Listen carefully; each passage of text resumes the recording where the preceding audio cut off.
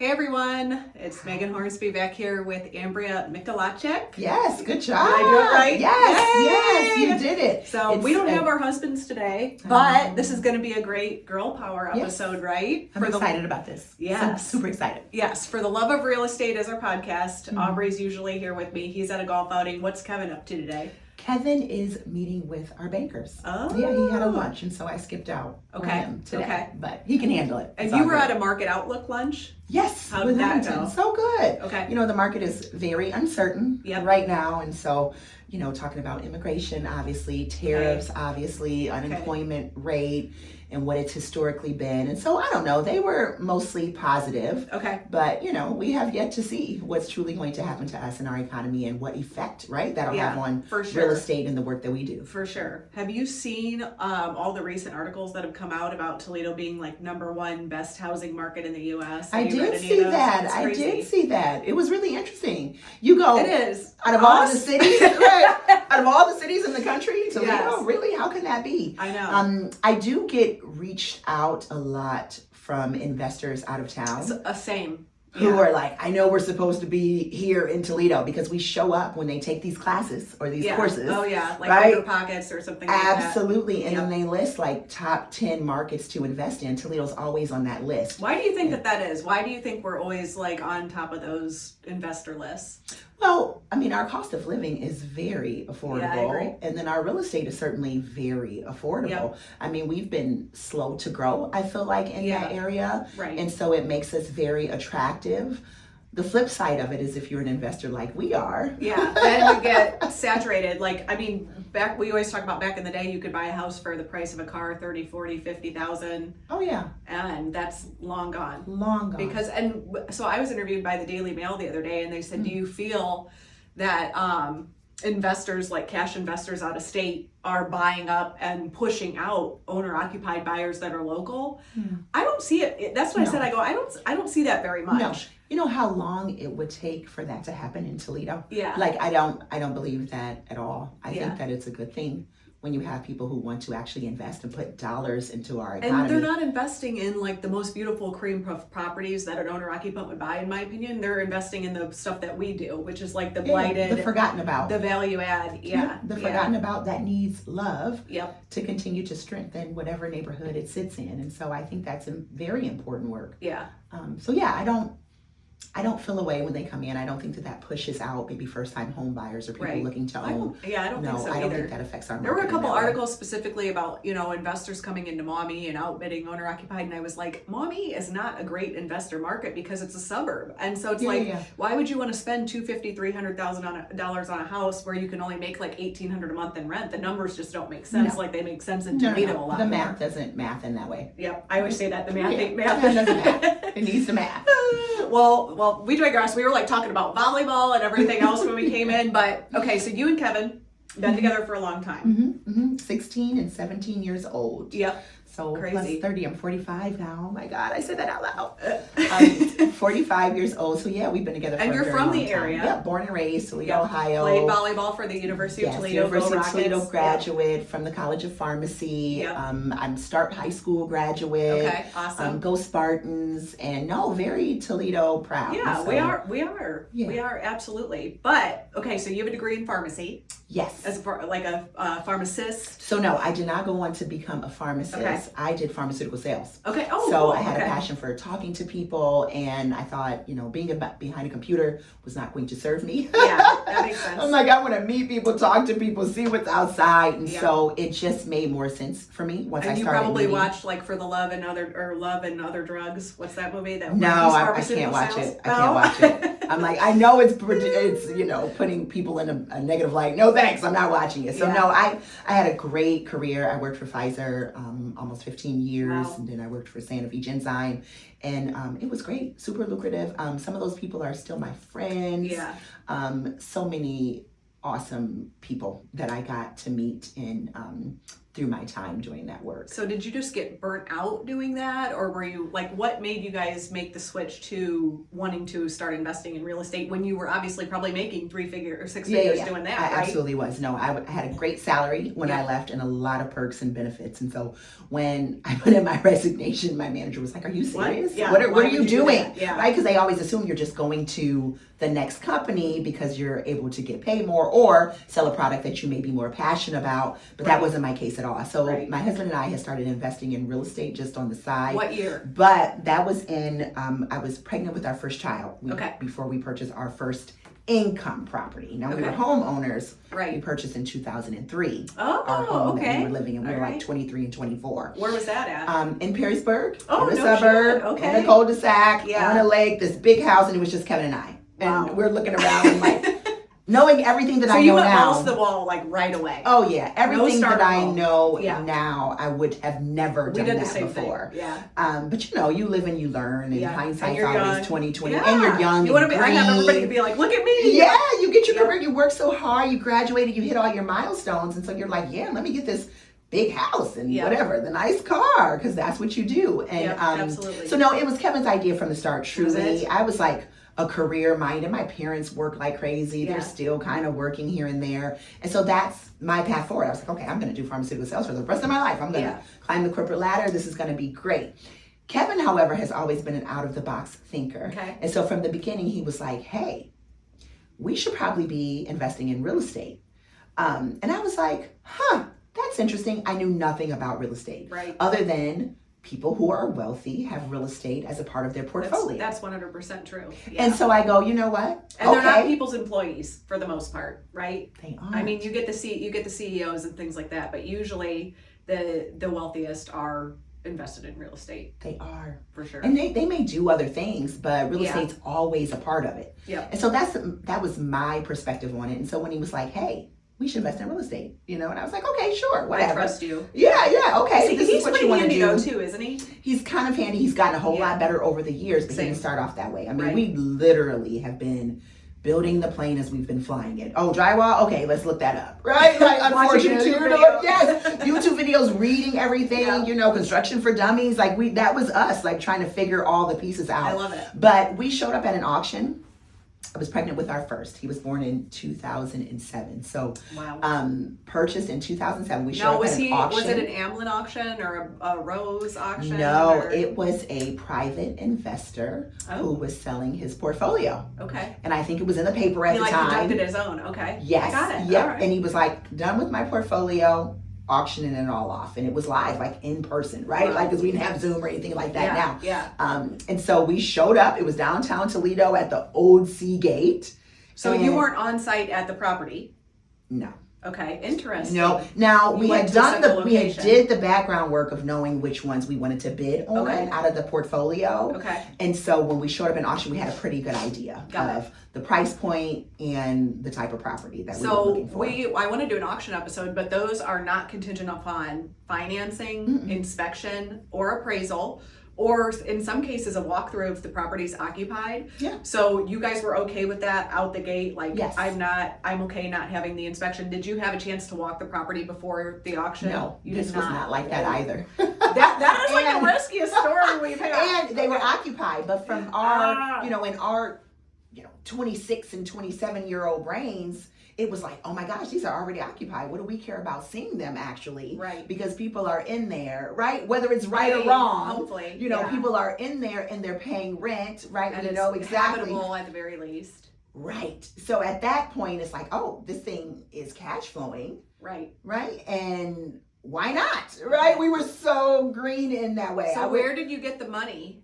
So you're buying in cash maybe for this auction. Okay. Yes. And prices were different then, of course. Oh gosh, I think the duplex was like $20,000 and the home was like $12,000. And so between our savings accounts, between I think we maybe had some 401k or maybe we just had some money. We had some money. Okay. And so we were able to purchase these, and then we didn't have any. How many did you buy costs, from that? Two. We bought a house and we bought a duplex. Now I know I've sold a couple of your properties now that were grown and flown from the duplexes, right? Was it Burton or Burton one of those that and Upton were the second. Yeah, I sold They those. were the second. Yes, I know. My babies. But yeah, because we were never like we're buying them and we're going to flip. Yeah. It's always been the long-term game for us. Right. And we were also motivated by, we were starting to have these children. You know, I was pregnant with our first. If our kid was going to college, this was like our form of college savings. This was our 529 plan.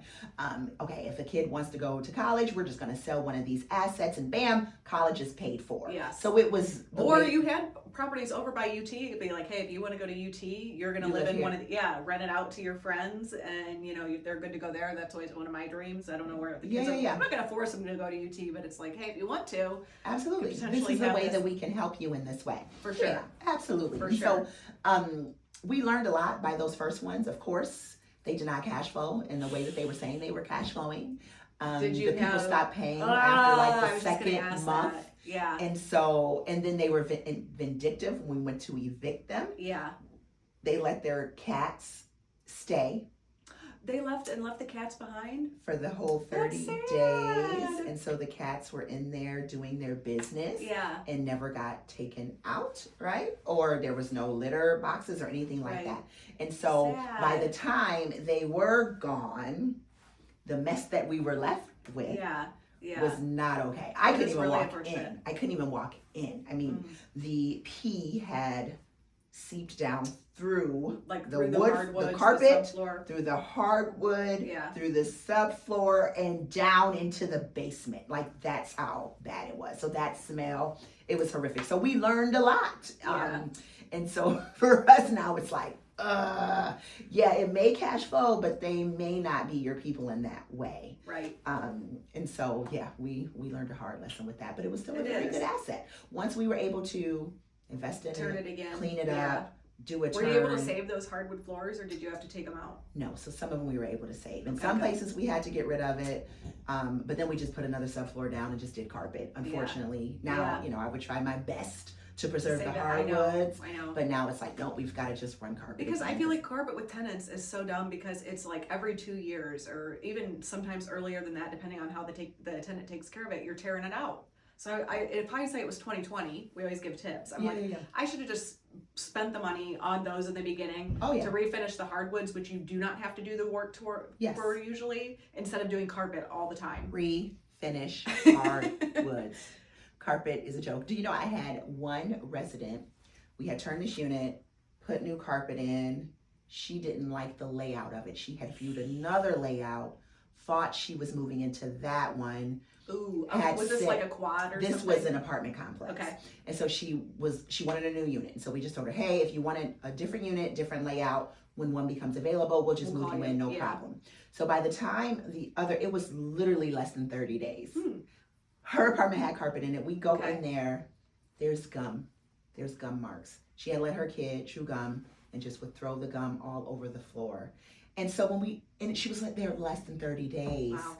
And so we're like, why did you do this? Oh, it's just carpet. You guys replace it anyway. So redo hardwood, right? Because even if they able to get money out of her for that, I don't even think she ended up moving to the next. She just stayed there. Okay. I don't even think she ended up moving to the next place. No, I think we ended up having to evict her, just period, because it wasn't going to work out. Yeah. Just based on some of the things that we had seen, right, from the beginning. And I think she was turned off too, because she felt like she was sold a bill of goods, on the type of apartment. So it just wasn't going to work out. So you just mentioned you have an apartment building now. So how did that leap happen from a single family to a duplex to how many units was that apartment building? Well, just to go back, we started very small. Yeah. So those first purchases were single family homes. Yeah, 12,000, 25,000, 30,000. Yeah. Single family homes, duplexes. And we were buying during the recession. Right. So we were getting properties really cheap, right? Yeah. Like 2008, 2009, 2010. It's trying to come back, but you're still getting properties really cheap because people had been foreclosed on or people had walked away. And so we were really acquiring a lot foreclosures, auctions that really was working. Did you go on like HomePath or HUDHomestore.com? Did you do any of those sites we were for doing foreclosures? Sheriff auctions. Okay, see, I would like to get into that. How those go? They're different now. They're different now. Now if you go, the price is just going to be driven up so significantly. Because the bank tries to buy it back, right? Not in all cases. Okay. No. A lot of these are just foreclosed on because of taxes. Tax sales I'm going to. But the people now are there. People have money. So they're there and they're willing to spend and they're flipping or they're looking to rent, but they're paying way more. So I'm used to 2008, 2009, 2010 prices. And so to come in and you're driving up the cost, no, I can't do that. Yeah. But no, we started very small. Single family homes, duplexes. Then we started doing quads and then we started doing 8s and then we went to 12s and then 15s and then we sold off our single family homes and majority of our duplexes just so we can have the capital on hand to renovate these apartment complexes. We're very different than you know, the single family homes where you have, you know, a roof, one kitchen, one living, a couple bedrooms, one basement to 15 kitchens, you know, 30 bedrooms, a million windows. It was just a completely different renovation type for us. Yeah, that was a big level up when we went to that. For sure. We started buying those by using, what did I do at that time? Commercial portfolio loan? Yep, no, we weren't that savvy. So we learned, so we were not that savvy whatsoever. We were just taking all of our savings, any of the money that we had extra coming into our household, and we were just dumping it all on real estate. You were doing mortgages then or no? So no, I wasn't doing mortgages either. And so we were just kind of cash basis. That's a long time to get your cash back. But exactly, and when we went to the apartment complex, that's when everything changed. I got it. Because we did not have the money to do it the same way we had been doing it in the past. Right. And so then we had to go get those loans and we had to figure out how to make this math and where is the pro forma that makes sense so that we can go to a lender and say, but no, we got ourselves in a pickle when we first bought that apartment complex. Where was this apartment complex at? So West Toledo, we're from West Toledo. We started investing in West Toledo first. Okay. Yep, 12, 06, 07, that was all kind of where we were. So we purchased this apartment complex. We're thinking we're just gonna renovate it based on our regular old cash flow.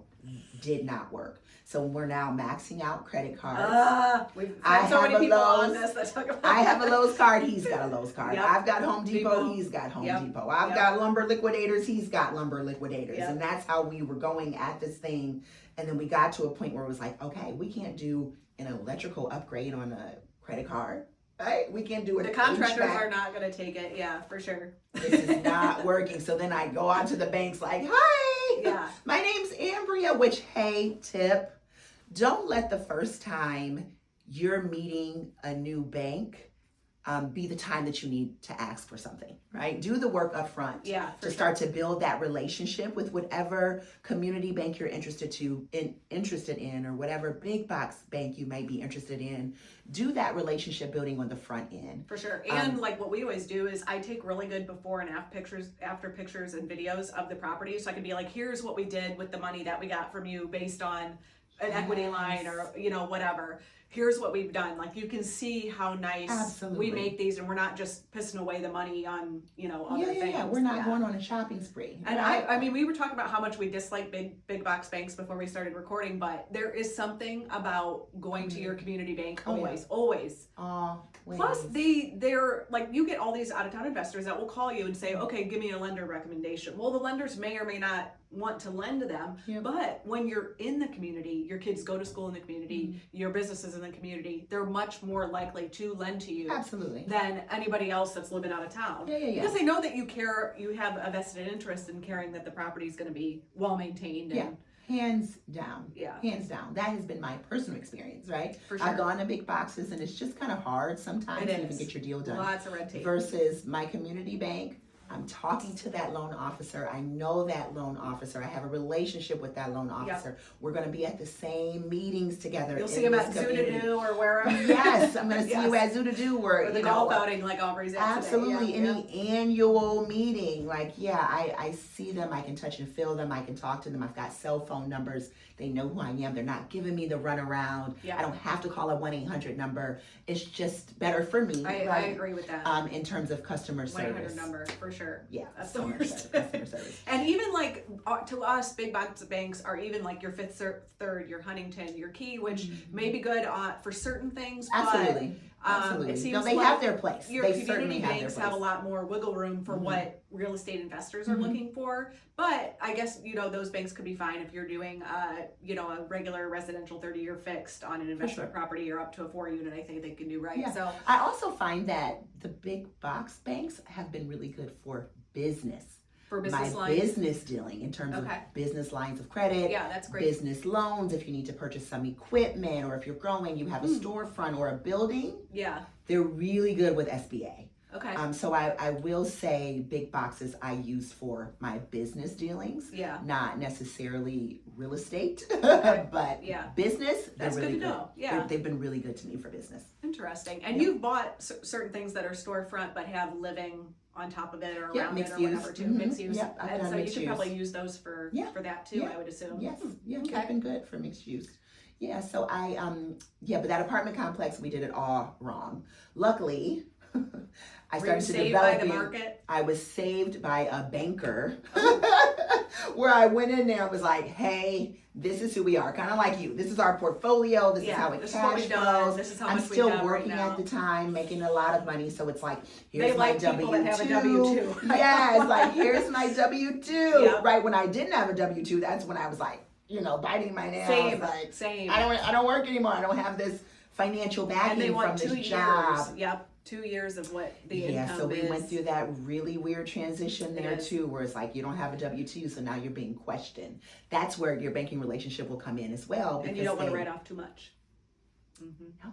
It's a catch-22. It is. It's such a catch-22. It's a fine line between, putting that data out there, and so it's tricky. Yeah. It's a tricky. It is. But that apartment complex, I ended up working with a lender who believed in us and believed in the work that we were doing and kind of bailed us out. He gave us a loan and then he took all of our debt and wrapped it into the loan as well. Okay. And so you got a lot of personally cash back. paid off all of the credit cards that we had accumulated and was like, Wow. don't do it that way again. No, because it hurts your credit when you max out those credit cards so much. And that's why we like the commercial portfolio loans too, because you don't have them on your credit like you do with the residential loans. Yeah, it completely makes sense. It does. But we didn't know anything like that even existed. Same. Right? We were doing 30-year fixed in both of our names combined. So it was against both of our debt ratios at the same time. And then somebody randomly was like, well, why don't you do like one in his and then one in yours and one in his and one? I'm like, duh. You don't know what you don't know. You don't know. Seriously. You've got to live it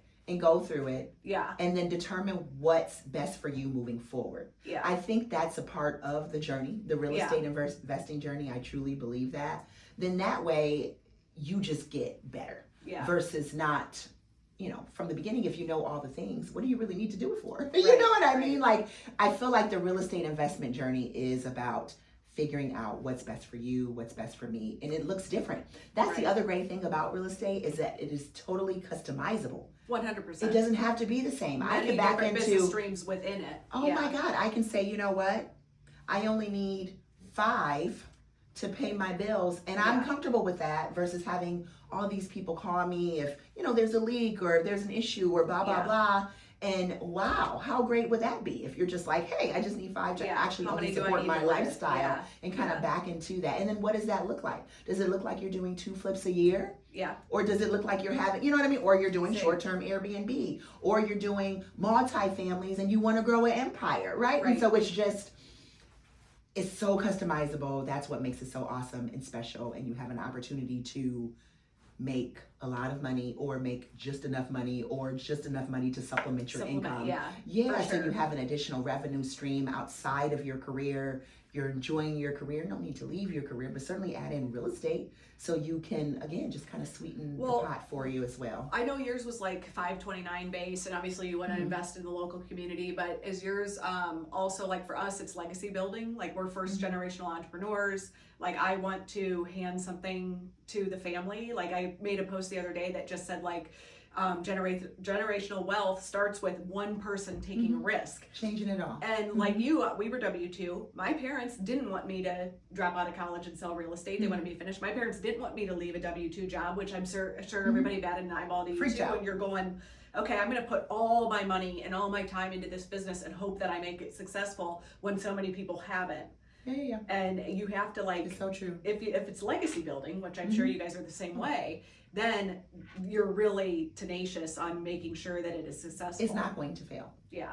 Because I'm building a legacy for not only my children, but my nieces, my nephews, for sure, my grandchildren, hopefully their grandchildren, and this risk that we've taken, damn near going bankrupt, right? For sure. Trying to figure out all the things. You got the 500 credit score because you got 4 credit cards maxed out. That's right. That's right. But it's hard. You know, it's not going to be in vain. And in fact, so I got legacy tattooed on me. I love that. Oh, see, I'm like getting teary-eyed with yours. This is like I've got legacy tattooed on me with the cross.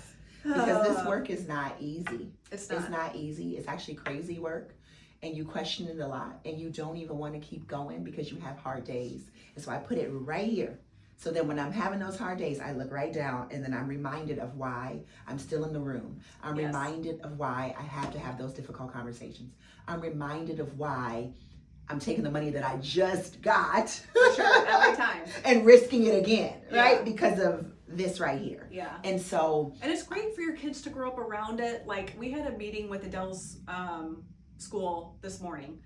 And they just kept talking about how hard she works and how good her work ethic is and how she just cares about being a good student and just a good human in general. And I'm like, that's us. She gets that work ethic from us because she sees us hustling all day, every day. And for her, like where it translates for us for real estate, it transfers for her in school. You know what I mean? They say the number one way in which you can influence your kid is modeling.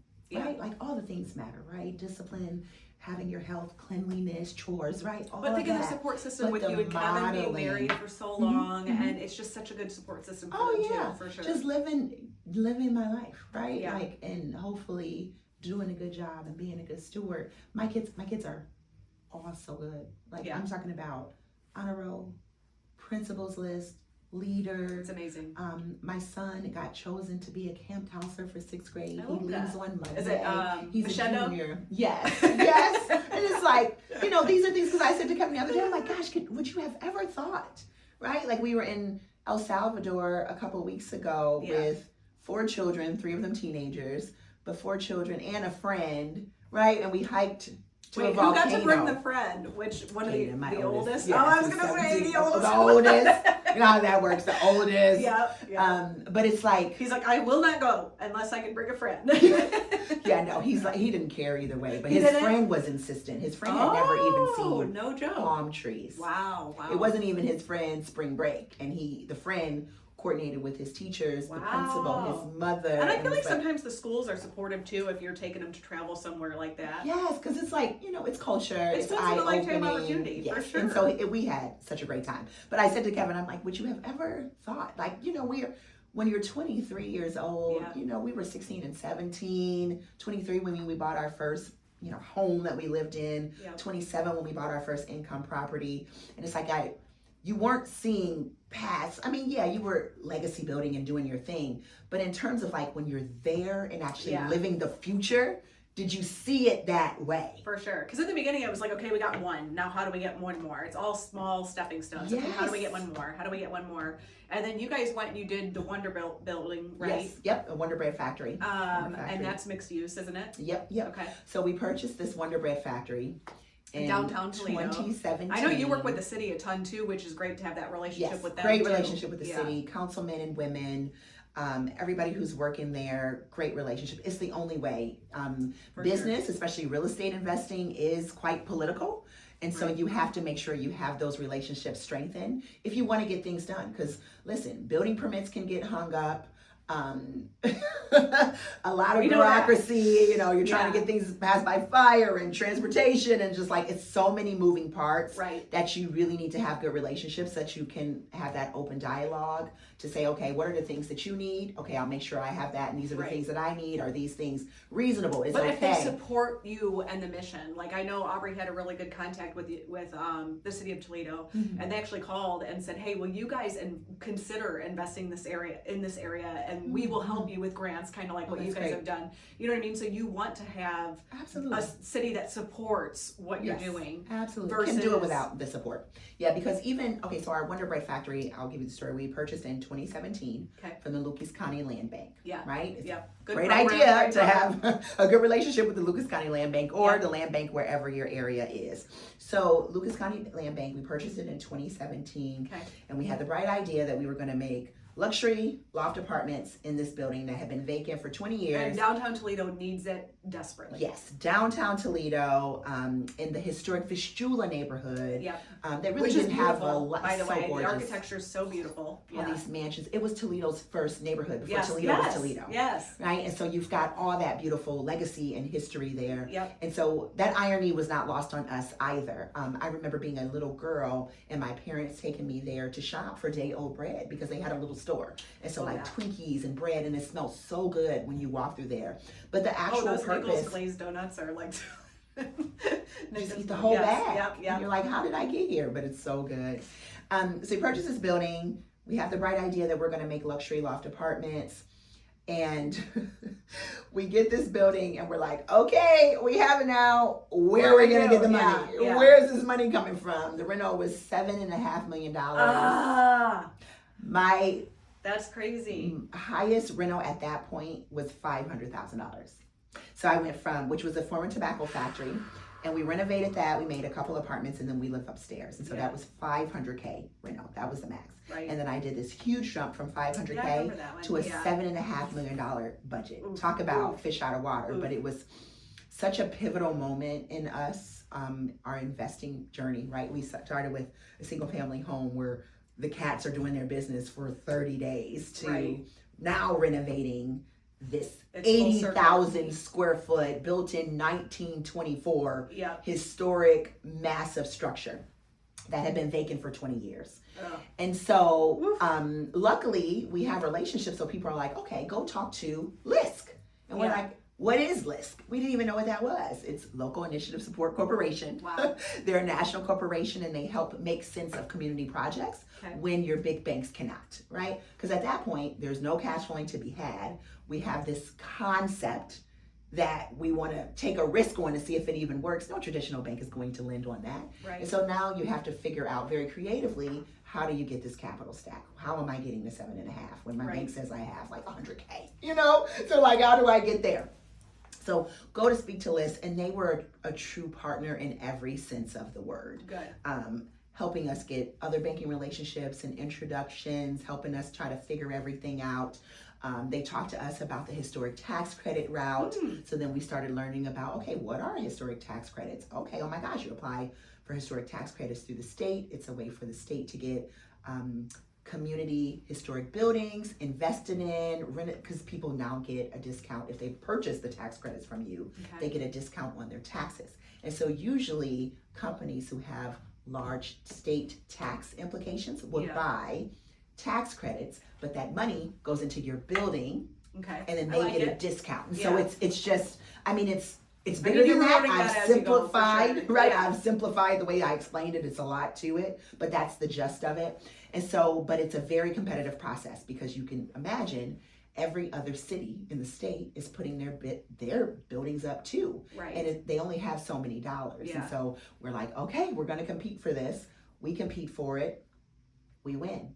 But you also need the support of the city. We needed the support of the land bank to say, no, this is a project that we support as a city that we would like to have happen, because it's going to create jobs. It's going to create new housing online. It's in an area that's in a desolate census tract, needs investment, all the things. So it checked all those boxes. We score high enough, we win the award. So we got $2.2 million in historic tax credits. Wow. And then we got a $5 million loan from LISC. Okay. Thank goodness. Yep. And then we brought, our equity to make up the difference. Right. And we were able to get it done. And it looks beautiful now. It's so awesome. So we purchased it in 2017. It literally took us 3 years to figure out the money. That's how long it took we talked to every lender. Real estate's a long game too.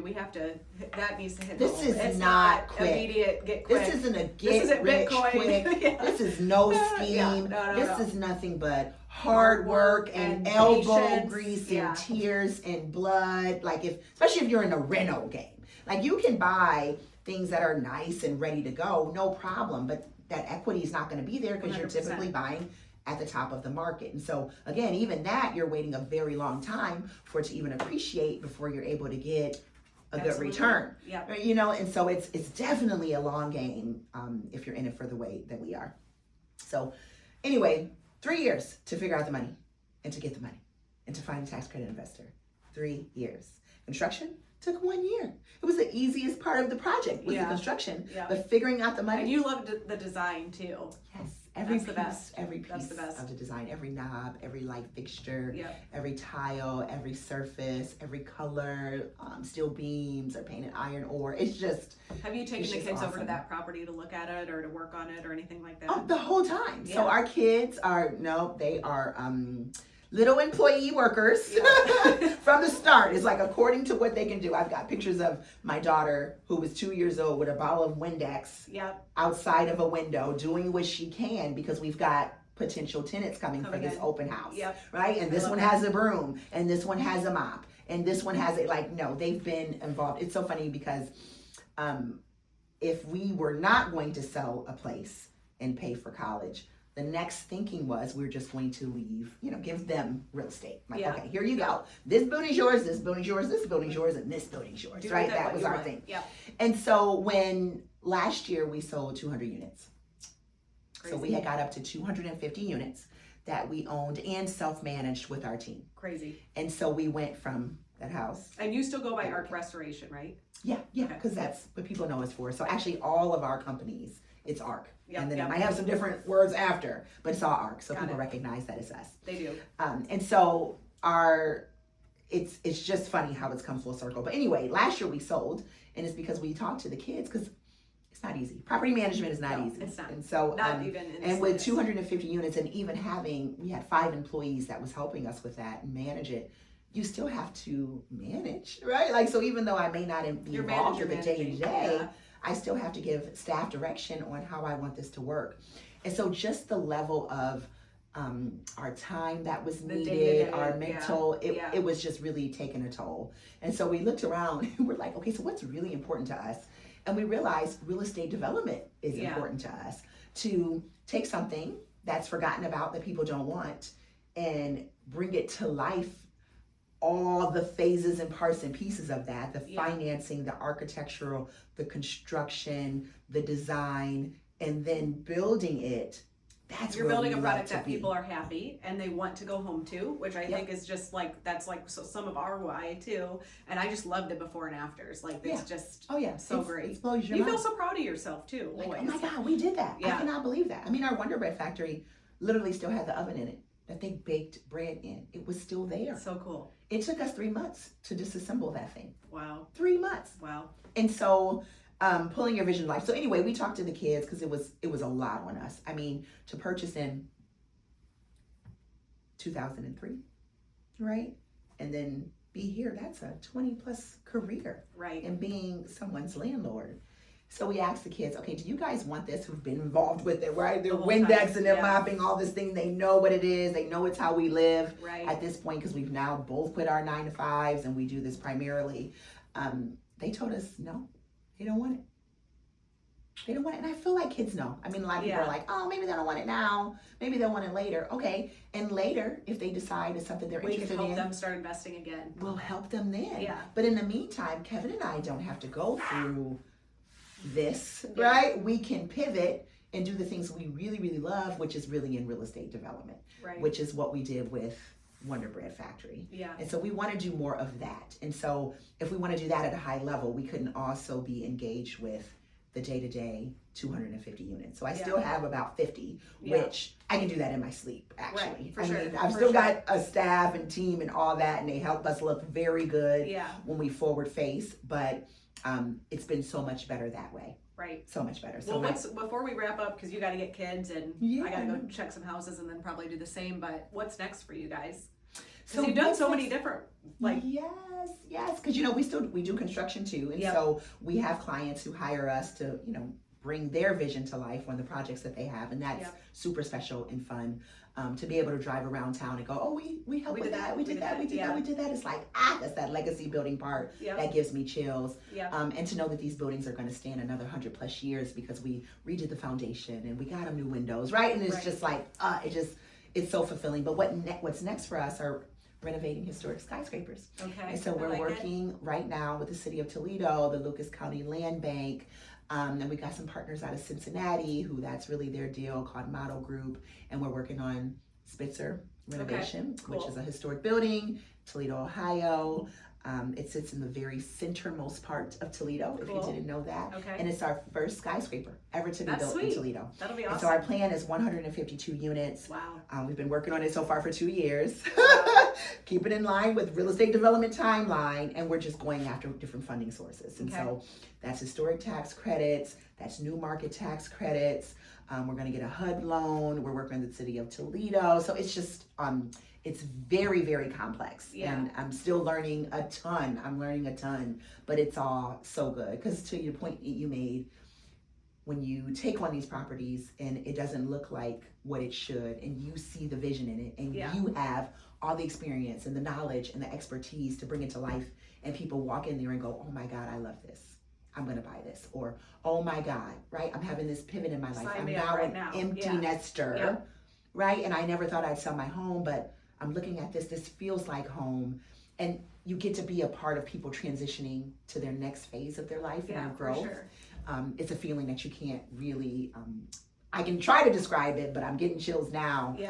To be a part of that, it's just been this added just bonus. And so I want that on a large scale.